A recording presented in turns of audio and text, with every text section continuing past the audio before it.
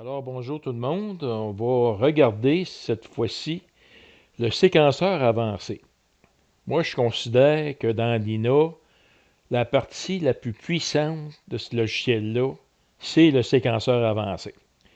Pour la simple et bonne raison, c'est que grâce aux instructions qu'on peut ajouter à un petit programme qu'on peut se concevoir ou encore en ajoutant des plugins ici, ça nous donne encore plus de possibilités parce que lui, il peut rajouter de nouvelles instructions dans le séquenceur avancé qui peuvent encore plus permettre à notre objectif d'être atteint. Regardez la vidéo qui concerne le framing puis le Sky Atlas. Au départ, quand vous choisissez une cible parmi tous les choix que le logiciel vous affiche, une fois que vous avez choisi votre cible, exemple, si je prends un GC 4565 ici, vous avez la possibilité ici de soit l'envoyer dans le Framing Assistant, qui est le deuxième icône ici, ou soit l'envoyer directement dans une des deux séquences. Quand vous cliquez ici, Add Target to Sequence, il y a deux choix qui vous offrent. Vous avez le Legacy Sequencer et le Sequencer. Si vous choisissez d'envoyer l'information ici dans le Framing Assistant, on va le faire. Je clique ici sur le Framing Assistant. Là, normalement, il regarde le nom de l'objet, puis il va vous choisir une image, puis il va mettre toutes les informations qui concernent cet objet-là ici. Fait que voilà, il a centré ici NGC 4565, la galaxie qu'on appelle l'aiguille dans Coma Berenice. Là, ici, vous faites tous vos ajustements possibles. Et lorsque vous êtes satisfait, vous avez encore ici le bouton Add Target to Sequence. Si vous prenez l'autre avant, là, Slew and Center, lui, il va directement envoyer le télescope sur la cible, puis il va la centrer. Mais si vous voulez envoyer l'objet dans un séquenceur, vous avez le choix entre Legacy Sequencer ou le séquenceur avancé qui est ici. Bon, si vous décidiez de l'envoyer à Legacy Sequencer, automatiquement, lui, il ajoutait votre objet avec une foule d'instructions dedans.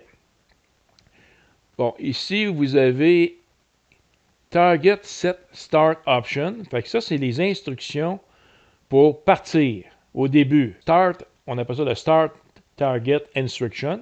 Fait que c'est toutes les instructions pour partir. Exemple, il va dire refroidir la caméra. Vous avez le choix de l'actionner ou non. Déparquer votre monture, on park. Ou ajouter ce qu'on appelle un trigger. Ça, c'est comme une instruction qui est toujours en arrière-plan, qui surveille, puis au moment qu'il est rendu au méridien, votre objet, le télescope va faire un Meridian Flit, il va passer de l'autre côté du méridien, si vous avez une monture équatoriale de type allemande. Ici, vous avez l'information sur votre objet céleste, qui dans notre cas, c'est NGC 4565, et vous avez des instructions de fin qui sont réchauffer la caméra ou packer la monture. Vous êtes quand même limité en instructions. Vous avez d'autres instructions ici que vous pouvez actionner, comme exemple, Slew to Target. Ça, c'est d'envoyer votre télescope vers votre cible. Ça, il va le faire, mais il ne fera pas ce qu'on appelle le centrage par calibration astrométrique ou plate solving en anglais. Ici, vous avez centré l'objet. Lui, si vous le mettez sur On, il va centrer votre cible exactement au centre. Ici, vous avez, si vous avez un rotateur, il va activer, il va tourner votre caméra avec le rotateur selon l'angle de position que vous avez mis dans Framing. Puis ici, vous avez des instructions pour partir l'autoguidage. Fait qu'encore là, ce sont des instructions qui sont reliées à la prise de l'image ici. Fait que si on résume, on a des instructions pour partir la caméra, débarquer le télescope, indiquer de faire un Meridian Flip si on l'actionne sur On. Vous avez des instructions de fin ici. Puis vous allez avoir votre programme ici de prise d'image. Fait que si vous ajoutez ici des instructions, vous configurer cette fenêtre-là selon vos besoins. Et lorsque vous êtes prête, bien, vous cliquez sur le petit bouton ici, Start, puis là, il va commencer à faire votre séquence. Ça, c'est ce qu'on appelle le Sequencer Legacy. Puis ce bouton ici, ce qu'il fait, c'est que tout ce qu'il y a dans cette fenêtre-là comme instruction, bien, il l'envoie automatiquement au séquenceur avancé. Bien, si on clique ici, il vous le demande, êtes-vous sûr que vous voulez exporter la séquence actuelle dans le séquenceur avancé et vous répondez oui. Fait que lui, ce qu'il va faire, il va vous ouvrir le séquenceur avancé, puis il a tout mis les instructions aux bonnes places. Fait que si vous regardez ici, des instructions qu'on appelle de début, Meridian Flip, c'est un trigger. On va l'expliquer tantôt. Cold Camera, On-Park Télescope, c'était les instructions de début. Toutes les instructions qui concernent la prise de l'image, donc vous avez votre image ici, votre cible. Le changement de filtre, vous avez le Slow and Center, c'est centrer et votre cible, et partir le guidage. Et vous avez ici votre programme que vous aviez fait. Et à la toute fin, ici, vous avez les instructions de fin. Si vous voulez effacer, c'est tout ce programme-là. Vous cliquez sur la petite flèche poubelle ici et ça efface tout. Bon, là, on arrive à la fenêtre ici du séquenceur avancé. Bon, juste avant, quand vous êtes, exemple, ici dans Framing, il voulait accéder au séquenceur, que ce soit le Legacy ou l'avancé, vous cliquez sur le petit icône ici, Séquence. Donc, vous arrivez à cette fenêtre ici. Ici, les 4 premiers icônes, ça concerne le séquenceur Legacy. Et le tout dernier ici, c'est le Advanced Sequencer. Si on clique dessus, on va arriver à la page du séquenceur avancé ici. Si je clique la petite flèche vers la gauche ici, je reviens à ma case comme si j'avais cliqué ici. Et si je clique sur le premier ici, c'est le séquenceur Legacy qui s'ouvre à nouveau avec toutes les informations dedans. Je reviens encore à ma petite flèche vers la gauche. On va accéder à mon menu. Ici, vous avez la possibilité de loader vos targets, si vous avez des targets de fait. Ici, si vous avez une série de targets, vous cliquez sur ce dossier-là. Ici, vous importez des cibles, d'exemple Telescopius, en format CSV, c'est celui-là ici. Et finalement, lorsque vous allez vouloir utiliser le séquenceur avancé, vous cliquez sur ce petit bouton ici, et on arrive à la fenêtre du séquenceur avancé ici. Bon, comment ça fonctionne, le séquenceur avancé? Avant toute chose, ça peut paraître intimidant. Vous arrivez dans cette fenêtre-là, vous avez une fenêtre qui est vide, vous avez des instructions ici, vous avez des onglets. Là, quoi faire avec tout ça? La meilleure référence que je pourrais vous donner, c'est d'aller dans YouTube, inscrivez Nina Advanced Sequencer, et là, vous allez arriver à plein d'informations sur comment fonctionne le séquenceur avancé. Je vous recommande beaucoup les vidéos de Patriot Astro ici. Patriot Astro, c'est de là, moi, que j'ai tout appris comment utiliser le séquenceur avancé. Si on clique sur Patriot Astro ici, on va arriver sur la chaîne YouTube de... le gars s'appelle Chad. Et là, il y en a plein d'intéressants qui parlent de Nina, comment fonctionne le séquenceur avancé, tout ça. Je vous recommande de regarder. C'est en anglais, mais quand même, on apprend beaucoup, pareil, par l'image. Fait que déjà, c'est une très bonne source d'aller sur YouTube pour comprendre comment fonctionne le séquenceur avancé ici. Alors, si on regarde un peu la fenêtre du séquenceur avancé, qu'est-ce qu'on y trouve? Bon, vous avez premièrement ici une fenêtre blanche avec 3 sections. La première section, c'est marqué Sequence Start Area. Fait que toutes les instructions, ici vous avez un onglet Instructions, vous avez des instructions sur la caméra, les télescopes, le focuser, le guider, des conditions, trigger et tout ça. Toutes les instructions se trouvent dans la fenêtre ici, Instructions. Vous avez également la possibilité de rajouter d'autres instructions ici si vous allez dans Plugin Si vous allez voir les plugins disponibles, et tout, il y a beaucoup de plugins dans ça qui vont vous rajouter d'autres instructions dans le séquenceur avancé. Vous allez le découvrir en regardant des tutoriels là, ou en sachant comment fonctionnent les fameux plugins. Ici en haut, on trouve l'icône poubelle. Ça, c'est pour effacer tout l'ensemble des informations qu'on a dans la page blanche. Ici, vous avez une icône qu'on appelle Reset. Quand vous allez faire vos séries d'instructions, si vous avez un pépin, par exemple, vous avez fait les séquences du début, là, vous êtes sur votre site, puis vous avez perdu votre autoguidage. Bon, normalement, vous avez dans chacune des sections un bouton comme ça ici, qu'on appelle Reset. Et vous allez à la dernière endroit où vous étiez et vous cliquez sur Reset, puis vous allez pouvoir refaire cette partie-là seulement de votre programme. Si vous voulez refaire tout le programme au complet, bien, vous allez cliquer sur le bouton Reset au tout début complètement du programme. Ici, vous avez une icône pour ajouter des instructions dans les instructions set. Fait qu'ici, vous allez voir comment ça fonctionne.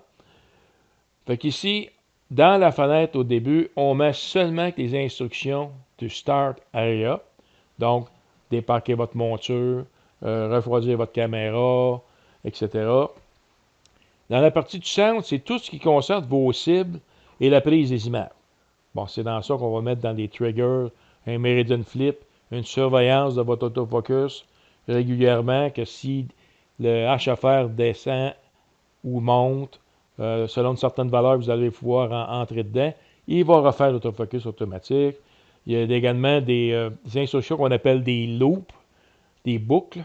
Fait que ça fait une boucle d'instructions jusqu'à temps qu'une condition, ça peut être exemple, fais-moi des images jusqu'à temps que l'altitude de l'objet soit rendue à plus 40 degrés d'altitude. Fait que rendu à 40 degrés, ben, la boucle va cesser puis il va aller faire l'instruction qui suit. À la fin, il y a Sequence and Area. Fait que toutes les instructions de fin de votre séquence, bon, exemple, j'arrête la session d'astrophotographie, j'arrête le guidage, je mets la monture sur le parc. Si vous avez un toit d'un observatoire qui se ferme, bien, vous mettez une instruction, fermez le toit, réchauffer la caméra, tout ça. Ça, vous avez encore ça. Vous avez encore des instructions dans la fenêtre de droite ici. Et c'est dans cette partie-là qu'on va retrouver les instructions de la fin de notre séquence. Bon, ici, toutes les instructions sont ici. On va les expliquer en détail tantôt. Mais il y a également ici une section Template. Ça, c'est comme des modèles. Il y a déjà 3 modèles ici que Nina fournit. C'est des modèles vraiment basiques. Fait que si vous lisez ici, vous voyez, exemple, si je lis celle-là, Basic Sequence Startup. Et là, vous voyez 2 petites icônes ici. Vous voyez une petite boîte ici, puis vous voyez comme une espèce de petit triangle avec des points. Bon, ça ici, la petite boîte, on appelle ça un container. Ça veut dire que c'est comme un ensemble d'instructions qui vont être contenues dans une petite boîte. Puis ici, c'est les instructions qui vont être exécutées en ce qu'on appelle en parallèle. Ça veut dire parallèle, ça veut dire qu'ils peuvent tous se faire en même temps. Exemple, vous arrivez au crépuscule astronomique, et là où vous avez mis comme instruction de refroidir la caméra, déparquer votre monture, et ce genre d'instructions-là, bien lui, ça va tout faire ça en même temps. Fait que c'est possible qu'il déparque la monture, puis en même temps, il refroidit la caméra. Ça, c'est des instructions en parallèle.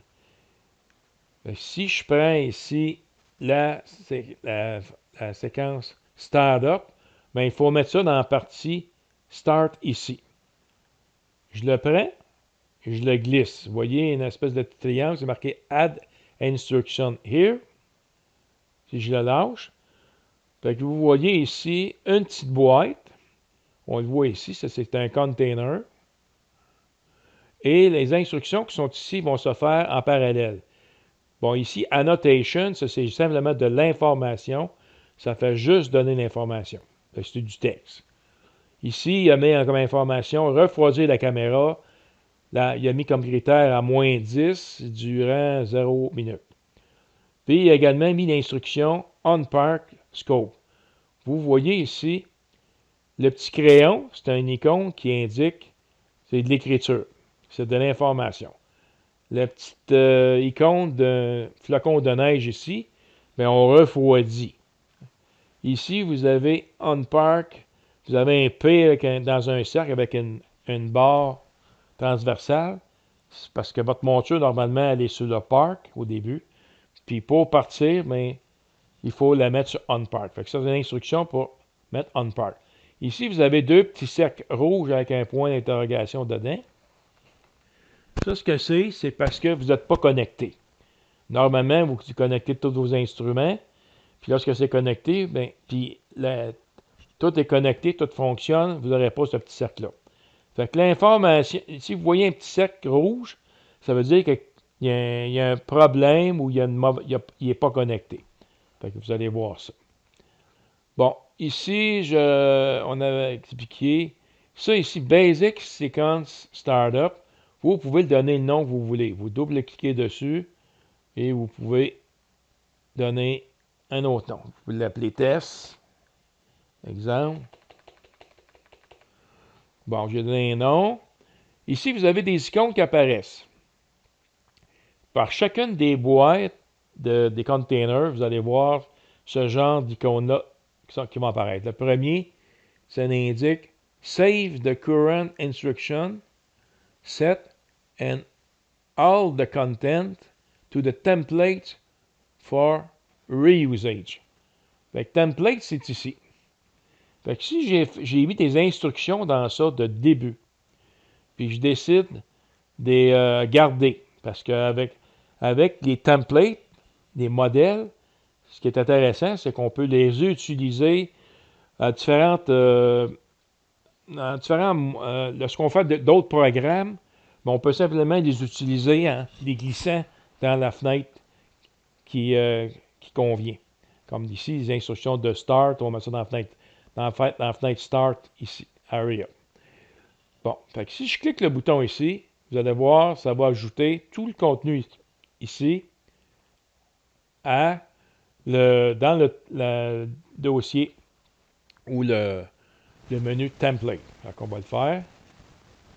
Donc, vous voyez, ici, test est ajouté. Il a marqué ici comme quoi qu'il s'est ajouté une information avec succès. Et ça, si je l'efface, je clique la petite poubelle ici, ou je peux aller cliquer ici. Si je clique ici, c'est toutes les autres instructions qui vont disparaître. Si je clique seulement la petite poubelle de la fenêtre ici, c'est seulement cette fenêtre-là qui va disparaître. Fait que je vais aller cliquer. Elle est disparue, mais je l'ai ici. Si je veux la récupérer, je fais simplement la sélectionner et je la glisse dans la fenêtre Area. Et là, je retrouve les mêmes instructions ici. Bon, ici, on a, si on met le curseur dessus, Disable or Enable the Content Instruction Set and Halt le contenu. Fait que ça, là, si je clique sur ce bouton ici, ça Disable. Ça veut dire que ça désactive l'ensemble des instructions du container. Fait que si je fais ça comme ça, vous voyez, il y a mis une petite barre ici sur le titre. Et là, cette instruction-là, elle va être complètement désactivée. Fait que s'il y a d'autres instructions en avant, ben, il va passer par-dessus. Si je veux le réactiver, ben, je sélectionne la boîte, le container, et je clique dessus. Là, la petite barre ici transversale va disparaître. Ça veut dire que les instructions redeviennent à niveau actif. Ici, encore là, c'est comme le bouton en haut qu'on a expliqué tantôt. Vous avez le bouton ici, Reset. Donc, si j'ai des instructions qui n'ont pas bien fonctionné et je veux réactiver à nouveau la boîte ici d'instructions, ben, je clique simplement le bouton Reset ici. Fait que ça, en cliquant le bouton Reset, ça va remettre à zéro les informations. Ça va réactiver la boîte d'informations uniquement ici. Les autres boîtes, vous allez avoir ces mêmes boutons-là, mais ils ne sont pas affectés par le Reset. Par contre, si vous cliquez sur le Reset ici, mais c'est tout l'ensemble des 3 fenêtres qui vont être resetées. Fait que c'est ça qu'il faut comprendre. Lui, c'est tout le programme au complet, alors que chacune des boîtes ont leur propre icône attitrée. Ici, on a Create a duplicate of content set and all the items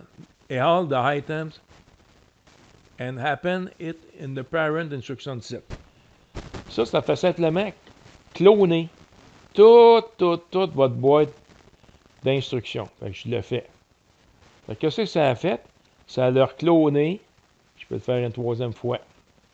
Fait que quand tout va bien dans votre montage ici, dans vos instructions, puis vous décidez, bon, ben là, maintenant, je veux en rajouter d'autres, ben vous cliquez simplement la petite boîte ici et ça vous permet de créer un clone de toutes vos instructions d'un seul bouton. Ici, ces boutons-là, ici, c'est pour monter ou descendre l'ordre. Mais que, supposons que je prends celui-là, je vais l'appeler, mettons test 3, vu que c'est le 3e. Lui, je vais l'appeler test 2, fait que je double-clique. TEST 2, Enter. Bon, le 3e, je vais l'amener ici au début. Ce que je fais, je le sélectionne. Je vois ici la petite boîte avec test. On voit ici qu'il remonte d'un étage précédent. Et ça, vous le faites jusqu'à l'endroit. Ça peut être une instruction. Fait que c'est simplement pour déplacer l'ordre des boîtes ou des instructions. Si vous vous trompez dans l'ordre de vos instructions, vous pouvez le déplacer à la main aussi. Des fois, c'est plus facile. Puis quand vous déplacez à la main, regardez ici, à droite, il y a un rectangle avec Insert Instruction Above. Fait que vous le mettez, vous voyez une petite ligne ici qui apparaît en rouge foncé. Ben, si c'est ça, si c'est là, vous voulez avoir votre instruction, ben, vous le lâchez. Et il va vous le mettre à cet endroit-là. Fait que ça, c'est pour déplacer l'ordre des instructions ou des boîtes. Puis vous pouvez le faire avec le curseur, le bouton gauche renfoncé. Et quand vous voyez l'endroit où vous pouvez le lâcher, Insert Instruction Above, vous le lâchez là. Et si vous voulez effacer une boîte, vous la sélectionnez, vous cliquez dans sa boîte à lui, l'icône poubelle ici. Fait que je vais le cliquer ici aussi. Et je vais enlever celle-là. Vous voyez ici la template test que j'ai faite. Ben, je peux l'amener ici. Faites attention de ne pas l'emmener au mauvais endroit. Si vous vous trompez d'endroit, ça ne fonctionnera pas. Parce que comme je vous l'ai dit, ce qui est important, c'est de respecter les 3 cases ici, où là, vous mettez les instructions de début seulement. Ici, tout ce qui concerne votre target. Et à la toute fin, lorsque vous avez fini votre séance d'orthophoto, les instructions de fin. Si vous voulez effacer les templates, et tout ce que vous allez voir dans ces fenêtres-là ici, là, comme ici, vous allez voir les targets, là, on va y revenir. Bien, vous le sélectionnez, vous l'amenez dans la petite poubelle ici. Delete item. Fait que je vais l'effacer. Fait que là, c'est l'effacer ici. Ceux-là, vous ne pouvez pas les effacer parce qu'ils sont avec Nina. Même si vous les envoyez et les effacez, ils demeurent ici constants. Bon, maintenant, on va regarder une autre instruction. Ici, vous avez dans les templates Basic Sequence End. Donc, dans nos 3 boîtes ici, la séquence End Area, c'est ici en bas. Fait qu'on prend cette boîte-là, qui est déjà des instructions préprogrammées. On la descend ici, on voit Add Instruction Here, on lâche. Et ça ici, ce sont des instructions de fin. Fait qu'on voit des annotations qui est du texte. On revoit encore dans notre boîte les mêmes icônes. Ici, c'est un container, une petite boîte container. Par contre, ici, vous voyez 3 petits points. Ça, c'est ce qu'on appelle des instructions en séquence. Ça veut dire que ça se fait un après l'autre.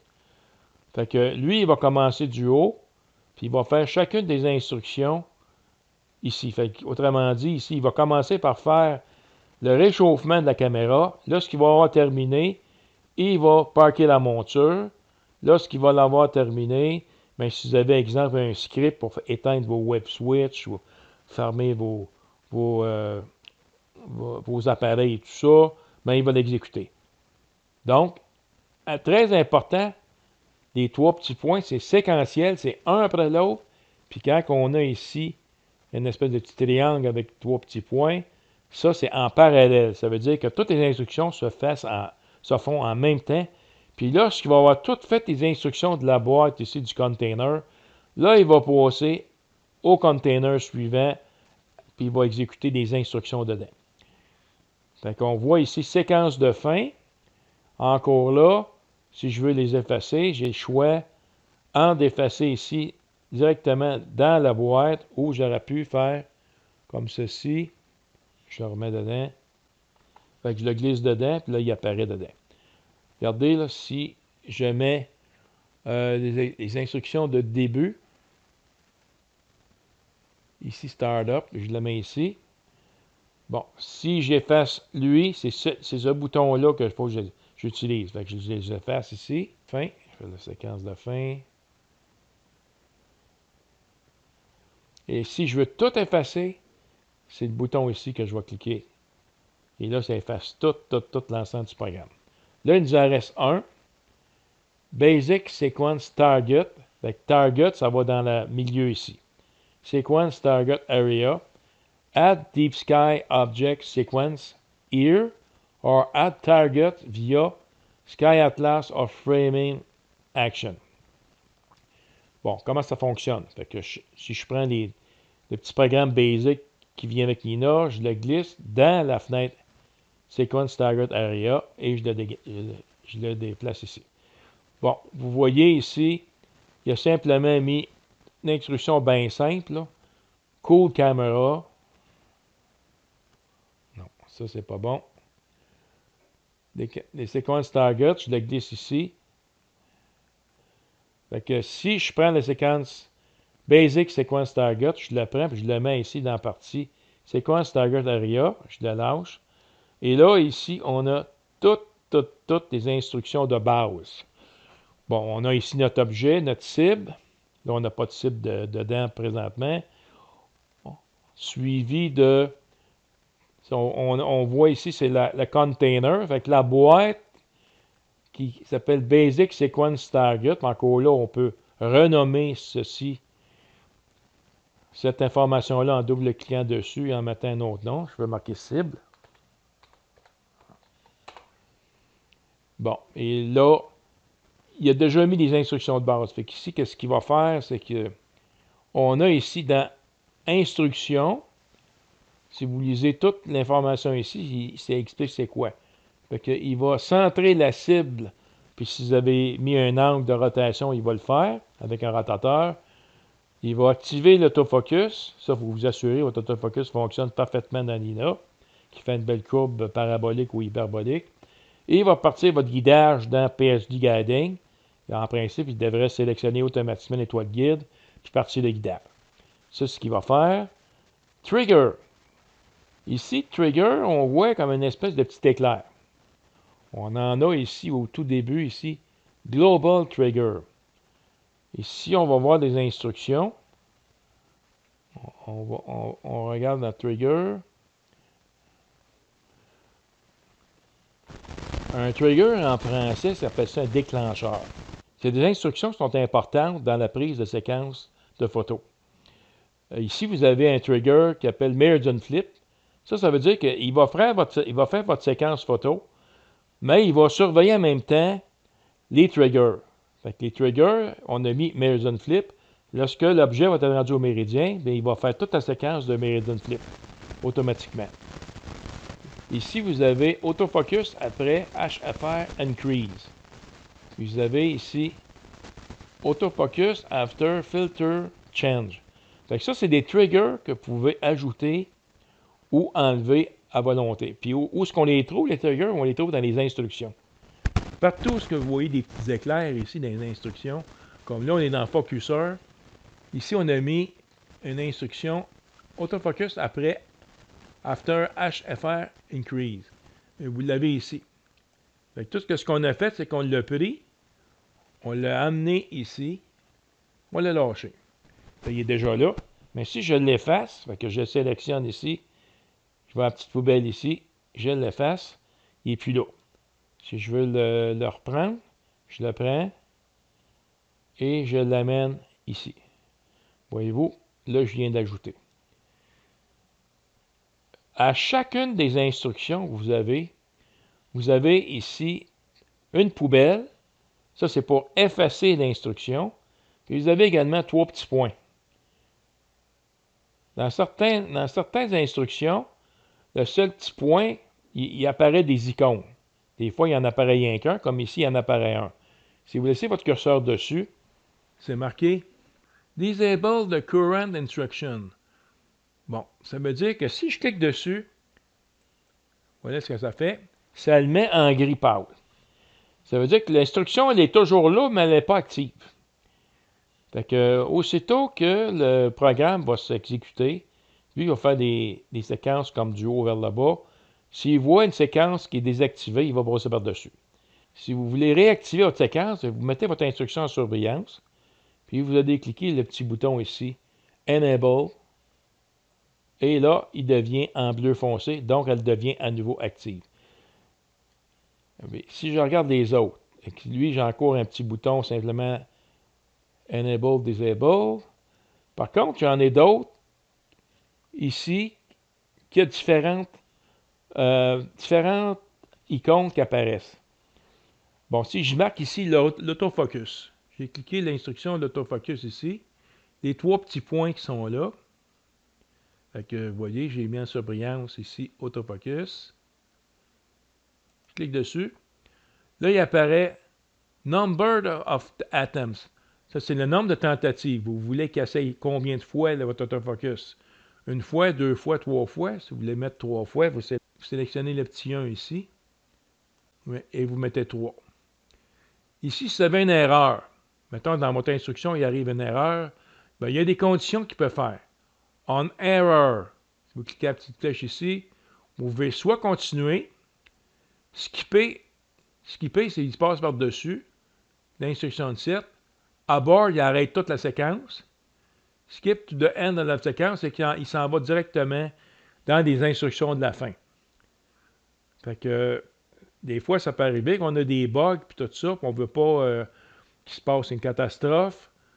Bien, là, à ce moment-là, vous choisissez j'arrête tout au complet, ou je l'envoie vers la séquence de fin, ou simplement je l'ignore.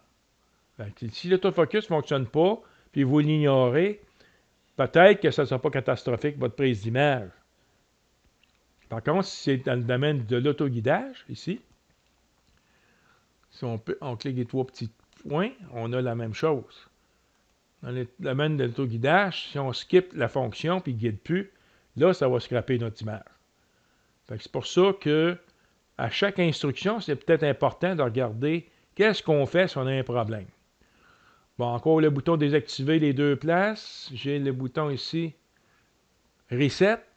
Fait que si j'ai manqué mon autoguidage, ben, si je clique en haut complètement ici, je recommence depuis le début. Fait qu'il va mettre le télescope, mettons qu'il était sur le parc, il va le mettre sur le parc. Puis là, vous allez trouver de recommencer à 0. Là. Par contre, si c'est juste le guidage qui était le problème, bien simplement, vous mettez la fonction des titres d'autoguidage, l'instruction, puis vous cliquez ici, Reset. Fait que ça va resetter la fonction de l'autoguidage, puis c'est à partir de là qu'il va repartir l'autoguidage. Après ça, vous avez encore ici la possibilité de créer des duplicates. Fait que si toutes vos instructions sont parfaitement conformes à vos attentes, bien là, vous cliquez le bouton Duplicate. Si vous voulez tout copier, l'ensemble ici du container de la cible, bien, si je clique sur Duplicate, ici, il va faire la même chose. Il va tout refaire, toutes les instructions exactement copie conforme dans ce que vous avez fait dans votre première ici, votre premier container. Si je veux l'effacer, celle-là, je le sélectionne, je clique à petite poubelle. Fait que ça fait des copies de vos instructions ou de vos containers, mais n'oubliez jamais d'aller sélectionner avant. Encore là, l'ordre ici, c'est pour déplacer des instructions ou des containers dans votre fenêtre ici. Bon, je vais l'effacer. Maintenant, on va regarder les instructions. Bon, qu'est-ce que font les instructions? Bien, quand vous mettez votre curseur dessus, vous avez un infobulle qui apparaît, puis ça vous donne une idée c'est quoi que ça fait.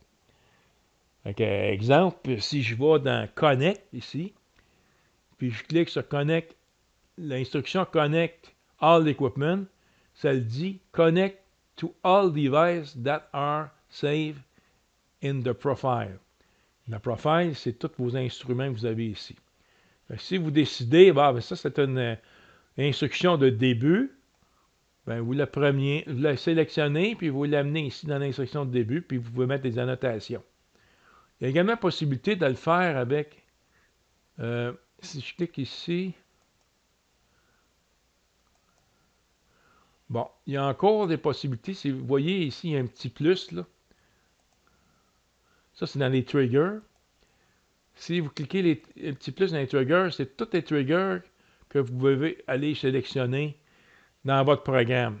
Ils sont déjà présélectionnés dans le petit bouton plus, ou vous pouvez aller chercher partout si vous voyez des petits éclairs, les petits icônes éclairs. Là.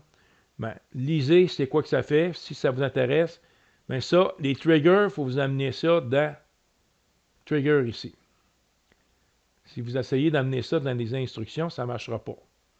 Voyez-vous, là?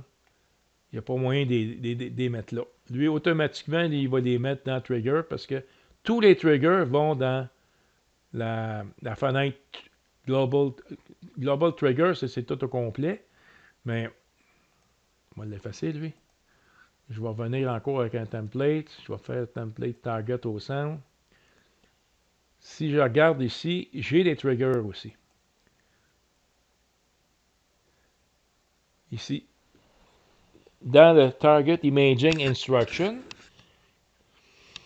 ben, dans les instructions de la prise de mes images, de mes cibles, il y en a des triggers qui sont ici. Là. Je peux en ajouter d'autres en regardant les instructions ici et en les glissant dedans. Bon, tantôt, on a regardé ici la cible. On n'a rien dans les cibles présentement. Mais ici, dans Target, vous pouvez facilement aller chercher une cible en particulier. Je peux prendre l'exemple cet objet-là ici. Je le prends puis je le glisse dans la fenêtre ici. C'est marqué Update Target. Update Target, ça vient entrer toute l'information sur votre cible. Je le lâche. Voyez-vous, ici, il a mis le nom de l'objet avec toute l'information. Ici c'est un horizon, un profil d'horizon que je me suis fait. Et ça concerne seulement que l'information sur la cible. Fait que si je décide de changer, je prends GC 4244, c'est celle-là que je vais faire comme ça. Je l'amène seulement dans Target. Vous voyez Target ici. C'est la même chose que Target ici. Fait que toutes les cibles Target que vous avez sélectionnées pour votre programme de prise d'image, vous les prenez. Vous devez simplement aller glisser dans la fenêtre Target ici. Lorsque vous avez tout fini votre programme, vous pouvez le sauvegarder. Donc en bas, vous avez 3 icônes ici de sauvegarde. Si vous n'avez pas déjà donné de nom à votre fichier, vous allez cliquer ici sur le petit bouton Enregistrer. Moi, je me suis créé un dossier qui s'appelle dans Nina. Je vais dans Documents, Nina. J'ai un dossier qui s'appelle Séquenceur avancé. Je clique sur ça.